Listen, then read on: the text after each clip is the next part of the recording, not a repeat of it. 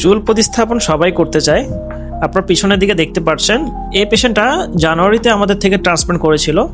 আপনারা দেখতে পাচ্ছেন ওনার ফ্রন্টাল এরিয়া এবং মাঝখানের এরিয়াতে চুল নাই বললেই ছিল, নামমাত্রই চুল ছিল, যেখানে ওনার দেখা যাচ্ছে আমরা ওনার 4500 গ্রাফটের মতো চুল প্রতিস্থাপনের একটা প্ল্যান করি।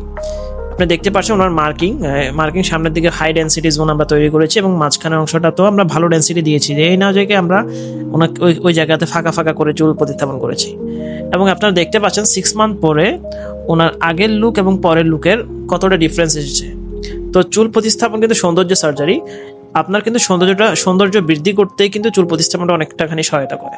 আপনি আগের লুকের দেখেন, আগের লুকের চেহারা থেকে এখন লুকটা অনেক স্মার্ট এবং ইয়াং লাগছে, যেটা চুল প্রতিস্থাপনের মাধ্যমে আমরা খুব অনায়াসে নিয়ে আসতে পারি। ছেলেদের কিন্তু চুল না থাকলে একটু বয়স্ক লাগে, মানে এজটা আপনার তুলনামূলকভাবে বেশি বেশি মনে হয়, যে জিনিসটা উনি এই চুল প্রতিস্থাপন বা সার্জারির মাধ্যমে কমিয়ে আনতে পেরেছে। আপনারা চাইলে কমিয়ে আনতে পারেন চুল প্রতিস্থাপনকে একটা ভালো চয়েস হিসেবে নিয়ে।